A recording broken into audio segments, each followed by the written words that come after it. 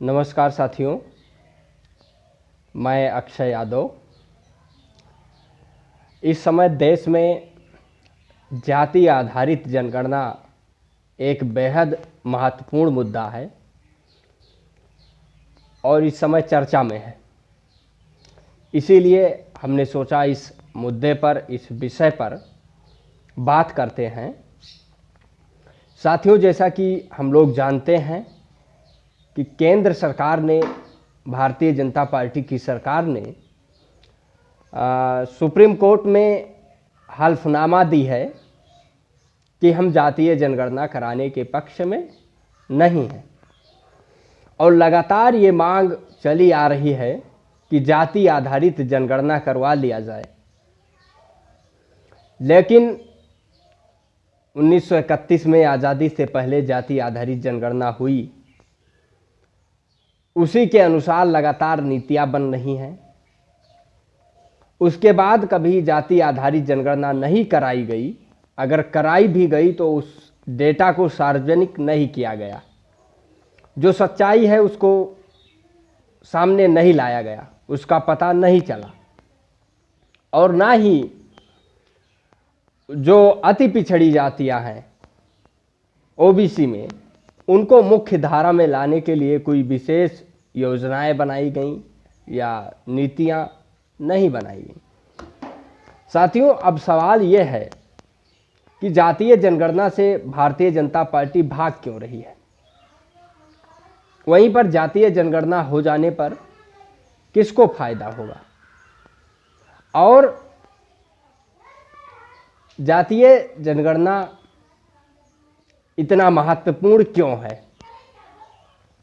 सबसे पहले मैं बताना चाहूँगा कि जो ओबीसी में जातियां हैं उसमें आरएसएस और बीजेपी द्वारा एक जाति के प्रति दूसरी जाति से झगड़ा लगा दिया जाता है, नफरत पैदा कर दिया जाता है एक जाति के प्रति।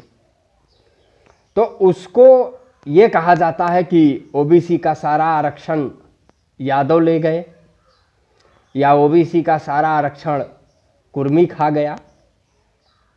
लेकिन अगर राजनीति की बात छोड़ दी जाए, क्योंकि हर जाति का राष्ट्रीय अध्यक्ष किसी पार्टी का या किसी प्रदेश का हर जाति का मुख्यमंत्री नहीं हो सकता है, इसीलिए राजनीति को अगर अलग रख दिया जाए तो हम अगर आकलन करेंगे तो हमें स्पष्ट दिखाई देगा कि देश के संसाधनों पर किसका कब्जा है। और जब अगर नहीं पता है कि किस जाति का या किस वर्ग का देश के संसाधनों पे कब्जा है, इसीलिए जाति आधारित जनगणना की मांग चल रही है कि जाति आधारित जनगणना करा लिया जाए और डेटा सार्वजनिक कर दिया जाए, जिससे पता चल जाए कि देश के संसाधनों पर, नौकरियों में, फर्स्ट क्लास की नौकरियों में किसका अधिक कब्जा है। और अभी तक मेरा जहां तक हमारी जहां तक जानकारी है कि फर्स्ट क्लास की नौकरियों में 5% भी ओबीसी अभी अपनी भागीदारी सुनिश्चित नहीं करा पाया है। ओवरऑल 11% सरकारी नौकरियों में होगा। तो सवाल ये है कि अगर देश में ओबीसी 60% है तो वो नौकरियों में 5% फर्स्ट क्लास की नौकरियों में और सरकारी नौकरियों में 11% है, तो उसका हिस्सा कौन खा रहा है? ना यादव खा रहा है, ना कुर्मी खा रहा है। सीधा सीधा सवर्ण वर्ग जो है, देश के संसाधनों पर उसका कब्जा है। इसीलिए ये भारतीय जनता पार्टी जातीय जनगणना से भाग रही है। और हमको ये समझना होगा कि भारतीय जनता पार्टी और आरएसएस की ये साजिश है कि कभी कभार यादव समाज के प्रति, कुर्मी समाज के प्रति, मौर्य समाज के प्रति नफरत भरने के लिए समाज में ये कहा जाता है कि ये संपन्न लोग हैं, इनको जर्नल में डालना चाहिए। ये स्वाभाविक है क्योंकि ये संख्या में अधिक हैं, थोड़ा संघर्षशील हैं, संघर्ष करते हैं, इसीलिए हो सकता है अपेक्षाकृत नौकरियों में अधिक हों, राजनीति में अधिक हों, लेकिन सवाल ये है कि क्या इनको जर्नल में डाल देने पर अति पिछड़ों को न्याय मिल जाएगा? नहीं। अति पिछड़ों को न्याय तभी मिलेगा जब जातीय आधारित जनगणना कराई जाएगी और उस डेटा को सार्वजनिक किया जाएगा। दूसरी बात, इसी प्रकार क्रीमीलेयर को लाया गया कि 8 लाख से या जो क्रीमीलेयर रखा गया, इससे अधिक आय इनकम होगी आपकी तो आपको ओबीसी को आरक्षण नहीं दिया जाएगा। तो इससे क्या हुआ कि समाज में जो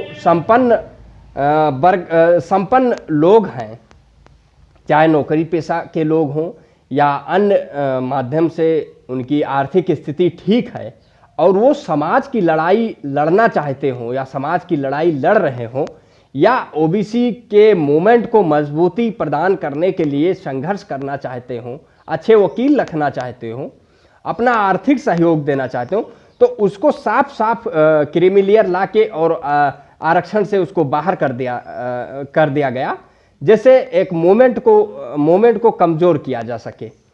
इसीलिए यादव और कुर्मी, मौर्य आदि जो नफरत फैलाया जाता है, उनको जर्नल में डाल देने से अति पिछड़ों को न्याय नहीं मिलेगा। अति पिछड़ों को न्याय तभी मिलेगा जब जाति आधारित जनगणना होगी। इसीलिए जाति आधारित जनगणना बेहद जरूरी है। और वहीं पर जैसा कि जो आरक्षण दिया गया है वो कोई आर्थिक आधार पे तो आरक्षण संविधान में था नहीं।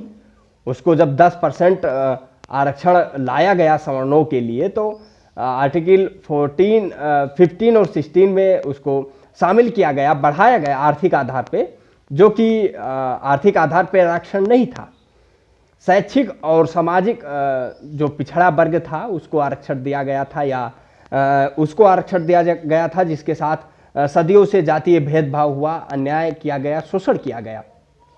वहीं पर साथियों सबसे महत्वपूर्ण बात यह है कि जब जाति आधारित जनगणना करा ली जाएगी तो सरकारी जो निजी संस्थाएं हैं, प्राइवेट सेक्टर हैं, उसमें आरक्षण लागू करने की मांग उठेगी। और जब संख्या लोगों को पता चल जाएगा कि हमारी संख्या इतनी है तो संख्या अनुपात में वो अपना न्याय मांगेंगे, क्योंकि जैसे शेड्यूल कास्ट और शेड्यूल ट्राइब को संख्या अनुपात में आरक्षण दिया गया है, लेकिन उनका भी आरक्षण निजी संस्थाओं में लागू नहीं होता है। तो जब जातीय आधारित जनगणना करा ली जाएगी तो निजी संस्थाओं में जाति आरक्षण लागू करने की मांग उठेगी। वहीं पर साथियों संख्या अनुपात में उनको न्याय की मांग होगी, क्योंकि संसाधनों पे कब्जा विशेष वर्ग का है। तो जब सच्चाई सामने आ जाएगी तो लोग ये मांग उठेगी कि हमें संख्यानुपात में न्याय मिले। इसीलिए भारतीय जनता पार्टी जातीय आधारित जनगणना से भाग रही है, लेकिन हम लोगों की जिम्मेदारी है कि जातीय जनगणना करवाने के लिए हम अपनी आवाज़ को उठाते रहें। धन्यवाद। जय हिंद, जय भारत।